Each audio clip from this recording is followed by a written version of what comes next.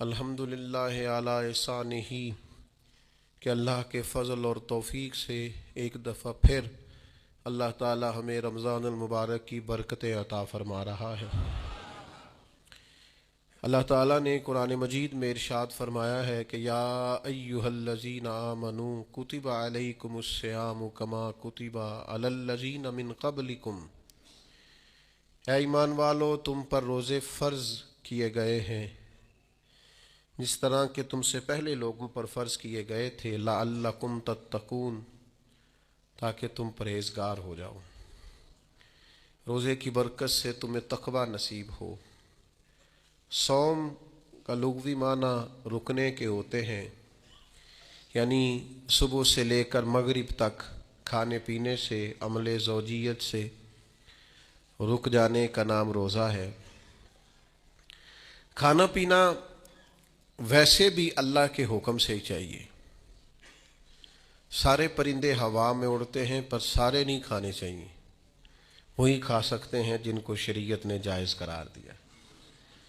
بہت سارے جانور زمین میں چلتے پھرتے ہیں پر سارے کھانا مسلمان کے لیے حلال نہیں ہے۔ وہی کھا سکتا ہے جو کھانے کی اللہ رسول نے اسے اجازت عطا کی۔ مال، پیسہ، دولت ارد گرد بکھرا ہوا ہے لیکن سارا ہمارا نہیں۔ ہم وہی کھا سکتے ہیں جو ہمارے رب نے ہمارے لیے جائز رکھا ہے اور جو ہمارا حق ہے۔ کھانا پینا پہلے بھی مسلمان کا اللہ کی مرضی سے ہی ہے، تو اسے کچھ میسر آ سکتا، کچھ غفلت دور کرنی پڑے گی۔ اب دیکھیے ہمارے ہاں محفل ہوتی ہے، لوگ گلیاں سجانی شروع کرتے ہیں 1 یا 2 دن پہلے۔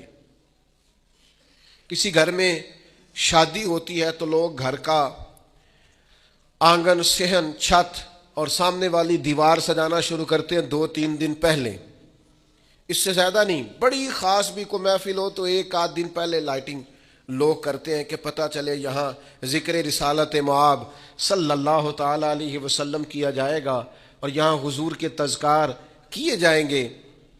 2-4 دن پہلے اگر کہیں لائٹنگ ہو جائے تو لوگ کہتے ہیں یار کوئی کمال ہی بات ہے کہ اتنے دن پہلے یہاں اتنی روشنیاں نظر آ رہی ہیں، کوئی انفرادی کام ہے، اس پر نظر جاتی ہے۔ آپ ذرا رمضان کی شان تو دیکھیں۔ حضور فرماتے ہیں سارا سال جنت سجائی جاتی ہے، کس لیے؟ حضور فرماتے ہیں رمضان المبارک کے لیے۔ سارا سال جنت سجا دی جاتی، اس کو تیار کیا جاتا ہے رمضان کی سعادت افروز گھڑیوں کے لیے، ان مقدس ایام کے لیے جو لے کر رمضان سایہ فگن ہوتا ہے، اس کے لیے پورا سال جنت کو سجایا جاتا ہے، تزئین و آرائش کی جاتی ہے۔ اور رمضان آتا ہے تو کریم کے کریمانہ فیصلے ہونے شروع ہو جاتے ہیں۔ کریمانہ فیصلے، ایک کریمانہ فیصلہ ہوتا ہے کہ دوزخ کے دروازے بند کر دو اور جنت کے سارے ہی دروازے کھول دو۔ اس کو راستہ کیا گیا ہے۔ پھر آپ کو پتہ ہے ایک انوکھی بات بھی آپ سے کرنی ہے، قانون نافذ کرنے والے اداروں کو نا مجرموں کا پتہ ہوتا ہے، ان کو پتہ ہوتا ہے کس جگہ کچھ فسادی لوگ ہیں۔ وہ دیکھتے ہیں نا ملک میں کوئی خاص مہمان آ رہا ہے جو ملک کے لیے فائدہ مند ہے اور وطن کے لوگ اور وطن کو اس سے فائدہ ہوگا، استفادہ کریں گے لوگ اس کے آنے سے، وہ کیا کرتے ہیں ان فسادیوں کو پہلے بند کر دیتے ہیں۔ کہتے ہیں ایسا نہ ہو کہ یہ آ کے کوئی خرابی کرے، وہ منع کر دیتے ہیں۔ تو یاد رکھ لیں، سمجھ لیں، حضور فرماتے ہیں شیطان کو بھی قید کر دیا جاتا ہے۔ رمضان آنے والا ہے تو اللہ شیطان کو قید کر دیتا ہے، جکڑ دیتا ہے۔ فرمایا رمضان آ رہا ہے اور میرے بندوں نے اپنی بخشش کرانی ہے، انہوں نے میری عبادت کرنی ہے، انہوں نے روزے رکھنے ہیں، انہوں نے آ کر کے اللہ کے حضور معافیاں مانگنی ہے۔ اور رمضان کی ہر رات میں 70 ہزار یا بلا مثال و بلا تشبیہ اللہ جانے کتنے بے حساب لوگوں کی رب نے بخشش کرنی ہے۔ تو یہ شیطان بڑا مکار ہے، یہ کھلا ہوا دشمن ہے، کوئی خرابی نہ کر دے لہذا پہلے اسے باندھ دو، خرابی نہ کرے کسی قسم کی، اسے باندھ دیا جاتا ہے۔ مہمان بھی آ گیا، خرابی کرنے والا بھی باندھ دیا، لیکن اگر فائدہ لینے والے پھر بھی فائدہ نہ لیں تو پھر ان سے کہا جائے گا کہ تمہارے پاس اب کوئی بہانہ بچا نہیں ہے، اب تمہارے پاس کوئی کسی قسم کا عذر باقی نہیں ہے۔ اب تو یہ تھا کہ تمہیں بخشش کرانا چاہیے تھی، استغفار پڑھنا چاہیے تھی، دعائیں کرنا چاہیے تھی، قرآن مجید کی تلاوت کو کثرت سے کرنا چاہیے تھا، لیکن چونکہ اب تم یہ بھی نہیں کہہ سکتے کہ مجھے شیطان نے گمراہ کر دیا، وہ تو باندھ دیا گیا ہے، اب تو فسادی کو ویسے ہی کنٹرول کر دیا گیا ہے۔ اب بھی تم اگر سوئے رہے، اب بھی اگر تم نے غفلت کی، اب بھی چھوٹے موٹے بہانے کر کے تراویحاں چھوڑتے رہے، اب بھی ذرا ذرا سی سستیاں کر کے ادھر ادھر نکلتے رہے، اس کا مطلب یہ ہے کہ پھر تم استفادہ کر سکے، تم نے سستی کا مظاہرہ کیا، تم نے اور اب دیکھیں جب اتنے بندوبست کیے تمہارے لیے، ثواب بھی بڑھا دیا، اجر بھی بڑھا دیا، تمہارے لیے جو فساد پیدا کرنے والا شیطان تھا وہ بھی قید، لیکن اگر تم پھر بھی عمل نہ کرو، پھر بھی مسجد نہ آؤ، تو پھر حدیث پاک سن لیں اس طرز کی، شاید یہ منفرد حدیث ہے کتب احادیث اور تقریباً تمام کتب احادیث میں موجود ہے۔ حضور علیہ الصلوۃ والسلام نے نا صحابہ سے فرمایا سارے مسجد میں جمع ہو جاؤ میرے ممبر کے پاس، لوگ جمع ہو گئے تو اللہ کے حبیب علیہ السلام نے ایک قدم ممبر کی سیڑھی پہ رکھا، فرمایا آمین، پھر دوسری سیڑھی پہ قدم رکھا تو فرمایا آمین، پھر تیسری پہ قدم رکھا تو فرمایا آمین۔ تو صحابہ کو بڑا تجسس ہوا، انہوں نے بعد میں عرض کی یا رسول اللہ صلی اللہ تعالی علیہ وسلم کرم فرمائے، بندہ نوازی کریں، ہماری رعایت کر دیں، یہ کیا معاملہ تھا؟ تو حضور فرمانے لگے میرے پاس حضرت جبریل امین حاضر ہوئے، یہ رحمت للعالمین نبی کی بات سنا رہا ہوں، حضور کریم ہے، کریم فرماتے ہیں کہ حضرت جبریل آئے اور میں نے ابھی ممبر کی پہلی سیڑھی پر قدم رکھا تھا تو انہوں نے عرض کی یا رسول اللہ صلی اللہ تعالی علیہ وسلم ہلاک ہو جائے وہ شخص جو آپ کا نام سنے اور آپ پر درود و سلام نہ پڑھے، تو میں نے کہا آمین۔ پھر حضرت جبریل عرض گزار ہوئے یا رسول اللہ صلی اللہ تعالی علیہ وسلم وہ ہلاک ہو جائے جس نے بڑھاپے میں والدین کو پایا اور ان کی خدمت کر کے بخشش نہ حاصل کر سکا، میں نے کہا آمین۔ اور کریم فرمانے لگے پھر حضرت جبریل نے عرض کی یا رسول اللہ ہلاک ہو جائے وہ شخص جس کو زندگی میں رمضان ملا، جس کو اس ماہ نور و سرور شہر رمضان الذی انزل فیہ القرآن، رمضان کا وہ مہینہ جس میں ہم نے قرآن نازل کیا، جس کو ماہ مبارک، ماہ نور و سرور، ماہ طیب، ماہ مبارک رمضان ملا، پھر وہ اپنی بخشش نہ کرا سکا، وہ ہلاک ہو جائے۔ تو حضور فرماتے میں نے بھی کہا آمین، اللہ تعالی ہم سب کو محفوظ فرمائے۔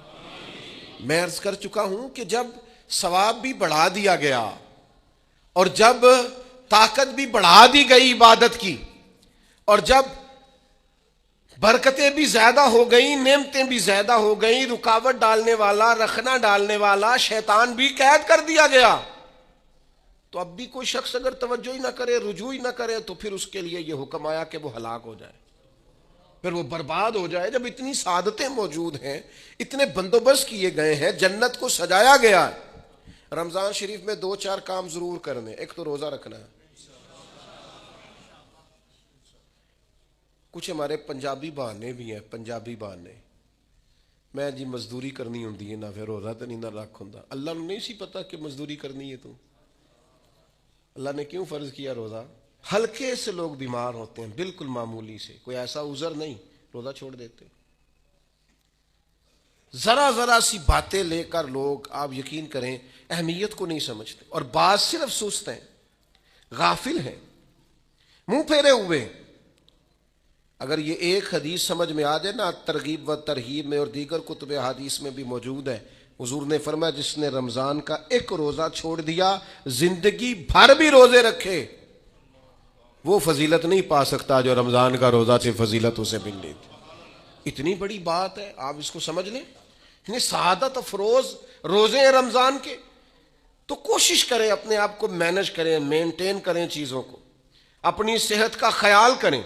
میں تو دوستوں سے کہا کرتا ہوں رمضان سے پہلے جو ایام ہے پہلے سے بڑھ کر اپنی طبیعت کا خیال رکھیں، تاکہ رمضان میں کوئی کسی قسم کی طبیعت میں بھی کمزوری پیدا نہ ہو اور صحیح صحت مندی کے ساتھ انسان رمضان شریف کے روزے گزار سکے۔ دوسری بات ہے رمضان میں خوب قرآن مجید پڑھنا ہے۔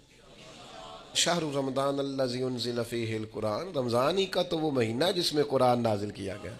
نبی کریم صلی اللہ تعالی علیہ وسلم رمضان المبارک میں حضرت جبریل امین علیہ السلام کے ساتھ قرآن مجید کا دور فرمایا کرتے۔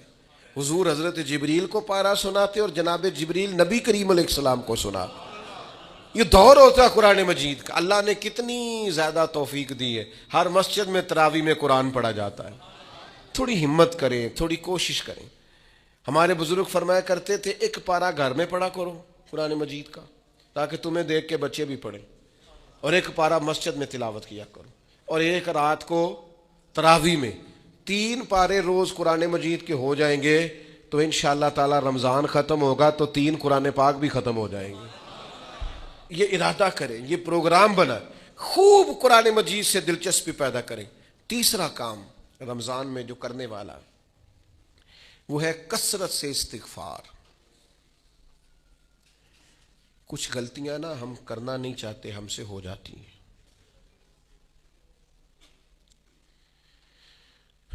کچھ غلطیاں ایسی ہیں جو ہم بڑی بڑی کر چکے ہیں لیکن ہمیں یاد ہی نہیں، بھول گئے۔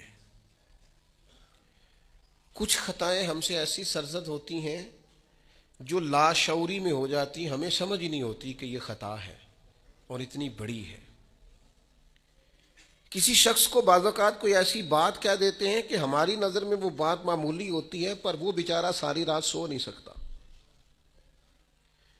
رمضان کا مہینہ ہے اپنے رب سے معافی مانگنے کا مہینہ، اس سے توفیق مانگنے کا مہینہ، اس کے حضور حاضر ہونے کا مہینہ۔ میں آپ کی خدمت میں عرض کروں، حضرت عائشہ صدیقہ فرماتی ہیں نبی پاک نے فرمایا صلی اللہ تعالی علیہ وسلم، جس سے اللہ نے قیامت والے دن حساب پوچھ لیا نا اس کے لیے مشکل ہو جائے گا۔ حساب بھئی یسیرہ یہ ہے کہ وہ مہربانی فرمائے اور فیصلہ جب کرے تو کرے ہی درگزر والا، فرمایا جا تجھے معاف کیا۔ رمضان کا خاص مہینہ ہے، سحری میں بھی دعا قبول ہوتی ہے، افطار میں بھی دعا قبول ہوتی ہے، صبح سے لے کے افطاری تک بندہ ہر وقت عبادت میں ہوتا ہے۔ تراویح کے بعد بھی دعائیں مانگے تو وقت قبولیت کا ہے۔ میرے بھائیوں رمضان کی راتیں بھی قبولیت کی، آخری طاق راتوں کی شان قبولیت کی، لیلۃ القدر قبولیت کی۔ اس دفعہ جھک نہ جائیں اس کی بارگاہ میں سجدے میں، رو رو کے معافی مانگ نہ لیں اس سے۔ ہم برے نہیں ہیں، چاہتے نہیں ہیں، پر ہمارے وجود سے کچھ غلطیاں ہو جاتی ہیں، ہمارے سینوں میں کچھ پچھتاوے ہیں، کچھ من میں باتیں ہیں۔ اس دفعہ اس کے حضور عرض نہ کریں کہ کچھ کمیاں رہ گئی ہیں، دل نہیں کرتا تھا ایسا ہو، پر انجان تھے، نہ چاہتے ہوئے بھی کمزوریاں ہو گئیں۔ رمضان آ رہا ہے، بڑا گولڈن چانس ہے، بڑا خوبصورت موقع ہے۔ بھائیو رمضان کی ہر سحری کے بعد رب سے معافی مانگیں۔ آپ کو پتہ ہے اتنی بڑی امت مسلمہ لیکن ہر گلی میں کمزور ہے، ہر جگہ رسوائیاں ہمارے ساتھ چمٹی ہوئی ہیں، ہم چاہ کے بھی اپنے بھائیوں کی مدد نہیں کر سکتے۔ میرے پاس ایسے ایسے جوان آتے ہیں جو کہتے ہیں ہمیں بتائیں نا ہم فلسطین کے لیے کیا کر سکتے، ہمیں بتائیں نا۔ یہ ہماری بے بسی، یہ ہماری غلطیوں کا نتیجہ ہے۔ تو خوب استغفار کریں، اپنی کوتاہیوں کی معافی مانگیں۔ رمضان کی ہر صبح میں، ہر شام میں، ہر دن میں، ہر رات میں مصلی بچھا بچھا کے عرض گزار ہوں کہ مالک تو ہمیں معاف فرما۔ اور میں آپ سے ایک اور بات بھی عرض کروں، شیخ ابو الحسن کو میں پڑھ رہا تھا تو روتے جا رہے تھے، روتے ہی جا رہے تھے، روتے ہی جا رہے تھے. ایک شام تو ان کے کچھ لوگوں نے ان سے کہا کہ حضور اس قدر زیادہ آہوزاری؟ تو فرمانے لگے میری بس اتنی خواہش ہے کہ جب میں اپنے رب سے ملوں نا تو میرا رب مجھے ناراض نہ ملے. تو میں ہر وقت اس لیے تڑپتا ہوں کہ میرے اندر جو کوتاہیاں مجھ سے ہو گئی ہیں میرا مالک وہ مجھے معاف کر دے. ہم نے کوشش کی ہے زندگی میں ماں باپ کی خدمت کرنے کی، لیکن نہیں، ہم سے ان کے حق ادا نہیں ہو سکے. کوشش کی ہے بہن بھائیوں پر توجہ دینے کی، لیکن حق ادا نہیں ہو سکے. چاہیے تھا اولاد کی تربیت بڑی شاندار کرتے، لیکن سہولتیں کچھ زیادہ دے بیٹھے، لاڈ پیار کچھ زیادہ کر سکے، ان کی تربیت کا بھی صحیح حق ادا. اللہ نے عزتیں زیادہ دی تھی، جواب میں ہماری خدمتیں تھوڑی. ہم اپنے رب کی بارگاہ کی حاضریوں کے بھی حق ادا نہیں کر سکے. اس نے ہمیں نوازا زیادہ ہے، ہمارا شکر کم ہے. ہم اس کا حق ادا کرنے کا کام یہ ہے میرے بھائیوں کہ رمضان میں خوب استغفار کریں. ہم سے جو کمیاں رہ گئی ہیں اس پورے ماہ مبارک میں اپنے مالک سے عرض کریں کہ مالک اس ماہ مبارک میں جنہیں تو معاف کرنے والا ہے ان میں ہمارے بھی نام شامل فرما، ہمارے بھی نام شامل فرما. اور بھی عرض کرنی ہے، ان کے لیے بھی دعائیں کرنی ہے رمضان میں جو ہم سے بچھڑ گئے، جو مٹی تلے جا کے آرام فرما ہو گئے. یہ رمضان المبارک چونکہ بخشش مانگنے کا مہینہ ہے، اللہ کے حضور معافی مانگے ان کے لیے بھی، ہمارے اپنوں کے لیے، ماں باپ کے لیے، عزیز و اقربا کے لیے، کہ اللہ کریم ان کی قبروں کو بھی ٹھنڈا کرے، ان کے حال پہ بھی رحمت کی نظر کرے، ان کے لیے بھی مالک آسانیاں کرے. خوب دعائیں مانگے رمضان میں، خوب دعا. اور جو محتاج ہیں، جو تنگ دست ہیں، جو غریب ہیں، جن کو زمانہ گزر گیا ہے، دوستوں کو، احباب کو، مخیر حضرات کو متوجہ کرتے ہوئے وہ بھی تھوڑی توجہ کریں. اس سال رمضان کے ماہ مبارک میں دنیا داروں کو چھوڑ کے رب کی طرف متوجہ نہ ہو، اس کریم کی بارگاہ میں اپنی ساری تکلیفیں بیان نہ کرے. بیمار بھی آئیں، مقروض بھی آئیں، تنگ دست بھی آئیں، بے اولاد بھی آئیں، کمزور بھی آئیں، سارے جھکیں، روزہ رکھ کے، تراویح پڑھ کے، قرآن پڑھ کے اپنے سارے دکھ اپنے مالک کے حضور بیان کر کے اس ماہ مبارک کی ہر رات میں اس سے بخشش کا سوال کریں، رحمت کا سوال کریں، کرم کا سوال کریں. وہ بڑا ہی کریم ہے. حضور فرماتے ہیں، رب کہتا ہے مجھے حیا آتی ہے میرا بندہ ہاتھ اٹھائے اور میں اس کے ہاتھ خالی واپس کروں، بس آنے کی دیر ہے. اور ایک مقام پہ اللہ کے حبیب علیہ السلام نے فرمایا بندہ جب اعتراف گناہ کر کے معافی مانگتا ہے اللہ فوراً ہی اسے معاف فرما دیا کر. چوتھا کام جو اس ماہ مبارک میں بہت زیادہ کرنا ہے وہ یہ ہے کہ حضور نے فرمایا یہ صبر کا مہینہ ہے، صبر بہت کرنا ہے. ایک تو صبر ہوتا ہے نا مصیبت پہ صبر، ایک خواہشات پر بھی صبر ہوتا ہے کہ خواہشیں پیدا ہو رہی ہیں پر صبر کرنا ہے اللہ کی رضا کے لیے، یہ بھی صبر ہے. نیکی پر استقامت کے لیے بھی صبر کی ضرورت ہوتی، گناہ چھوڑنے کے لیے بھی صبر کی ضرورت ہوتی. آپ کے پاس مواقع موجود ہے معاذ اللہ برائی کے، لیکن اگر آپ صبر کرتے ہیں اللہ کی رضا پہ راضی رہتے ہیں تو یہ بھی صبر ہے.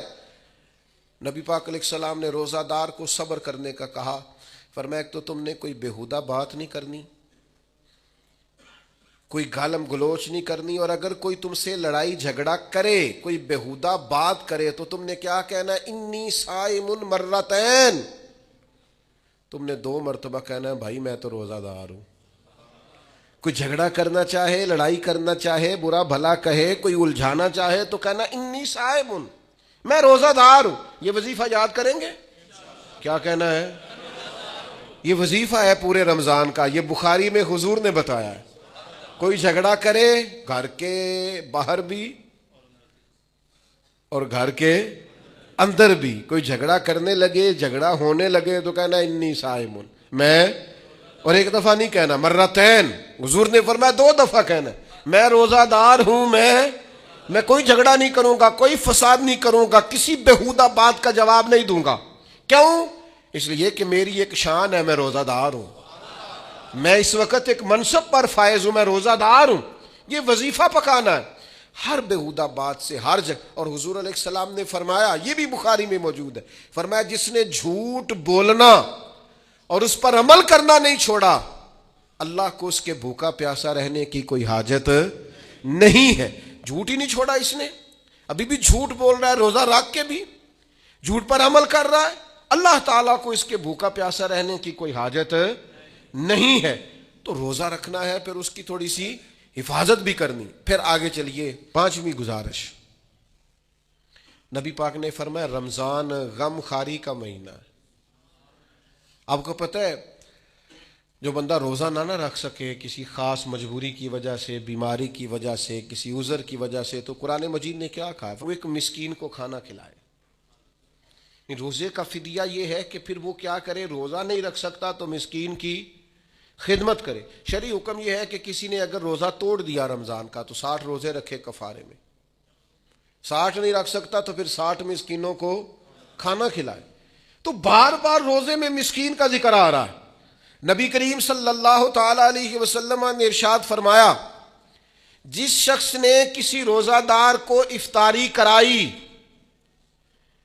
تو اللہ تبارک و تعالی افطاری کرانے والے کی بخشش بھی فرما دے گا، اور فرمایا جتنا اجر روزہ رکھنے والے کو ملے گا اتنا ہی اجر اللہ افطار کرانے والے کو بھی عطا فرمائے گا.